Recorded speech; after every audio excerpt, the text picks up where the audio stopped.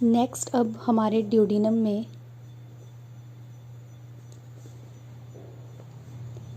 एक inner lining होती है, एपिथेलियल लाइनिंग।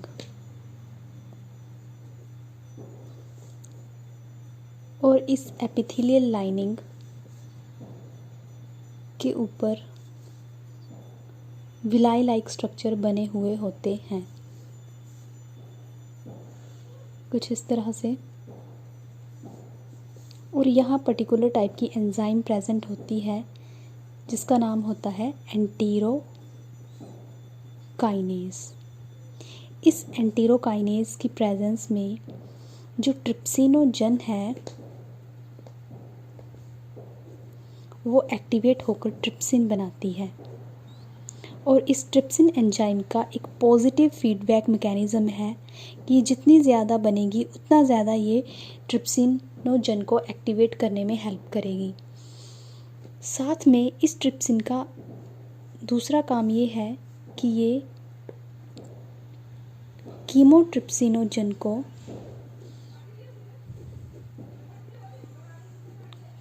भी एक्टिवेट करती है कीमोट्रिप्सिन में। और ये कीमोट्रिप्सिन और ट्रिप्सिन दोनों मिलकर पार्शियली डाइजेस्टेड प्रोटीन को, जैसे 4 to 5 यूनिट्स के जो अमाइनो एसिड यूनिट्स होते हैं उनको ब्रेक करती है डाइपेप्टाइड्स में।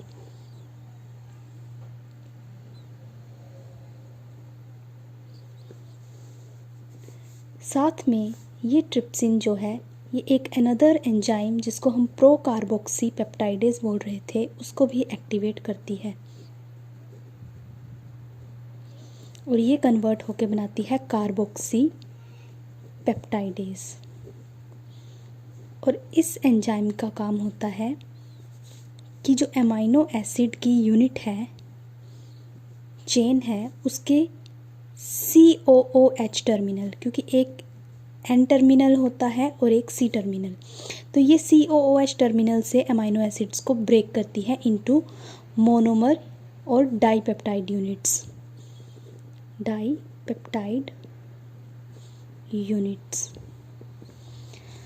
अब जैसे कि हमें पता है कि ये इंटेस्टाइन ल्यूमन है सेंटर में, और ल्यूमन में ये डाइजेशन हो रही है।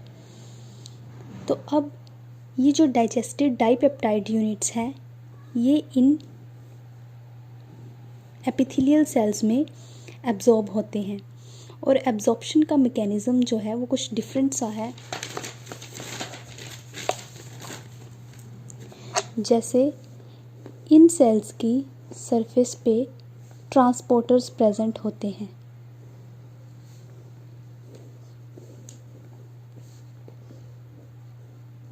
जैसे proton ion plus amino acid का सिम्पोर्ट होता है। जो ये अमाइनो एसिड्स हैं इनका सिम्पोर्ट मैकेनिज़्म होगा। तो इनर साइड पे जो साइटोसोल है यहाँ एक एंजाइम प्रेजेंट होती है डाइपेप्टाइडेज।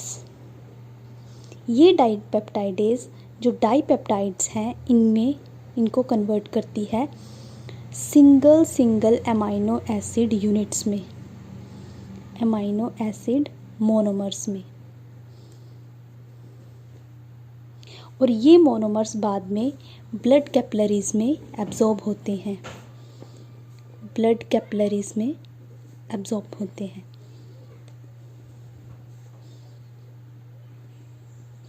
और बाद में इनको सेल्स यूटिलाइज कर लेते हैं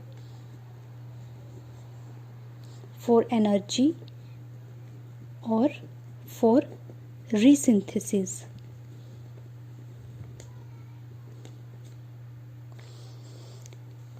लेकिन साथ में ही जो ये प्रोटॉन पंप लगा है, ये जो प्रोटॉन्स अंदर आते हैं ये बाहर भी जाना इनका ज़रूरी होता है।